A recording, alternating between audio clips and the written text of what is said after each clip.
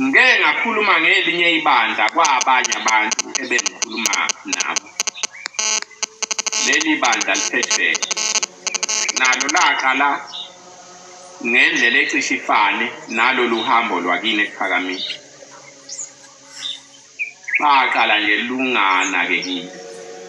Lakhula leli bandla laba likhulu kakhulu.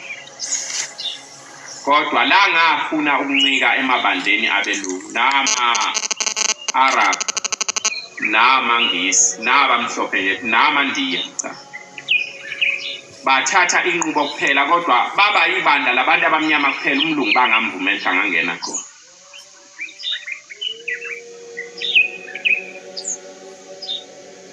Behlangene batshelana ukuthi abantu abangcwele abakhethiwe uNkulunkulu abelungu laba kabalutho ngabesabi.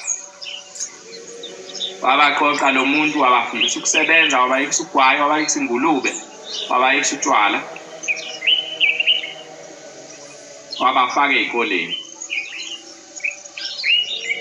Leyo nto iyamethusa umlungu ngaphezu kwezinto zonke.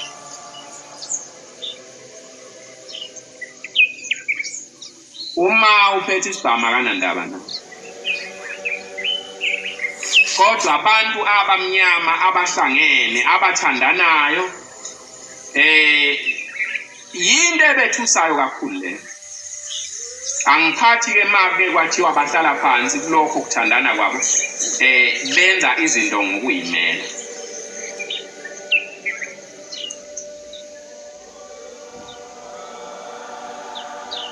Uthema kuphakathi kwase kuhlangana iziphathimandla ezimhlophe ezakha imihlangano ngeinhlangano zazo zeinhloli. Sebethi ake nilibuke leli bandla nilibukisise eduzane.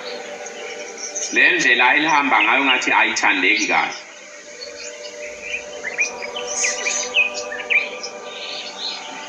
Lizokwenziwa njani?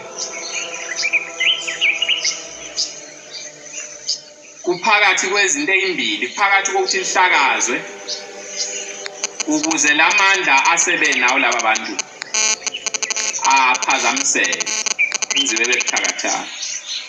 Uma kungenjalo akutholakala umuntu ozobahola ozoba nenhliziyo yethu ezomthola nje simsondeze simfaka umoya wethu ozobahola abayise ngalapho sithanda khona thina. Uzophela lento esihlupheke ngayo. Sebehlala ke sebeyixoxa lento. Bakhona abanye angibabonisa nencwadi yakho bakhuluma izinto ezinje. Ngathi lento ayifani ngani nento yasePhakamisa. Uthema ehamba lo mholi wabo ngoba babesho nje asilindana esizokwenza kofanele sikwenze nje ngamhla ehambayo. Ngoba manje ngeke sakwazi ukubasusa kuyo. Silinde nje ngamhla ehambayo noma esegula abese sithola indlela. Ngempela bakwenza. Bathi mayihamba lo mholi wabo base bethola umuntu omunye amfaka lo moya, bathola omunye bamfaka lo moya. Namabandla khona bahlukana azi baze babangaki namhlanje azi amabandla amangaki. Sekuyinto nje Phakama ivungame ngathi khona umsindo abawenzayo emva kwalokho kuphele kanjani. Ibandlano kwangathi liyayilandela indlela yakhe lo muntu. Utheka mumva nje base bemthola naye lo obese. Namhlanje seyakhuluma nje ungabuseza ukuthini kahle. Sekukhona umoya sewukhona ku.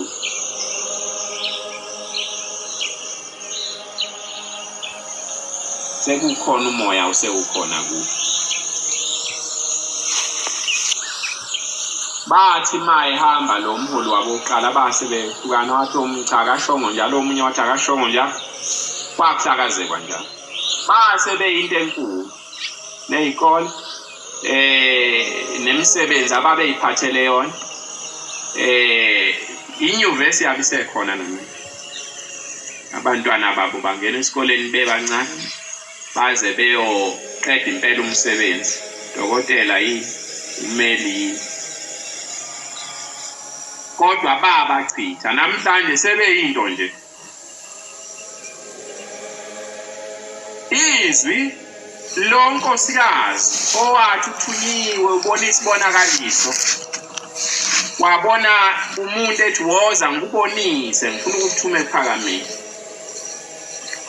ubone into eyakhiwayo uthi ngahamba ngaze ngafika ngasosebeni lolwandle singafica kuhleliwe khona kwenziwa umhlangano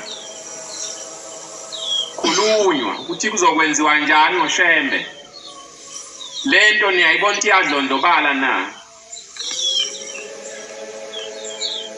akusezi umuntu esogweni kwakhulunywa ngesogo esikhona la emhlabeni mangibuka mina ngoba siqala khona ethi umuntu uqamba uwela kuso kwelizayo usuke eqale khona la emhlabeni uthi bakhuluma kwaze kwasuka umfazi sebehlulekile bengazi bazokwenze njani ngoba laba bantu kukhona uhlambo olodwa olunamandla olukhona ku kwathi lenkosikazi ngiyabona konke lokho elikhuluma laba bantu ngeke enzeni bahlukanise ngalutho ngoba banomoya ukhona umoya okhona kubo uma kungaqedwanga lo moya singeke size sikwazi ubanqoba yini na bayezwana kakhulu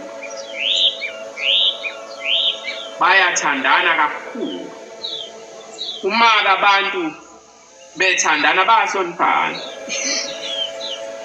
kuye kusuke bese kuvela nje ithele njengaleyo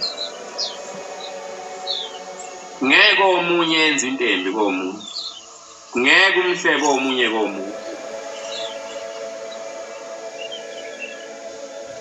uthi ke lo muntu banjalo laba bantu uma kukhona indlela ithuba lokuthi nibanqobe bukani kuleyo ndawo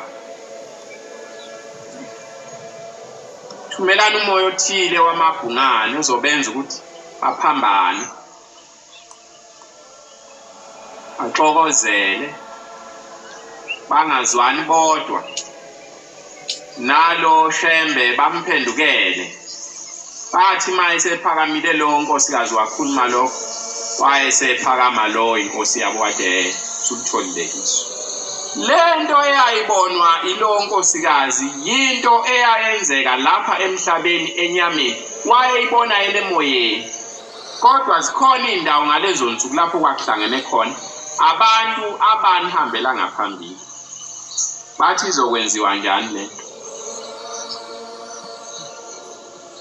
lokhu kuhlangana kwabantu kanje namakhosi abo ngezwe elilodwa bake bathumela nezazi zakhona babefika abantu inkosi yayikhulumela kade kufika umlungu othile wafike wabuka nabazinhloli nabanjani nezifundiswa iningi incwadi ezibhaliweyo ngoshembe kodwa uma ulandela zonke ifuna umbuzo wodwa ukuthi inkaba yakhe iphi uphi noJesu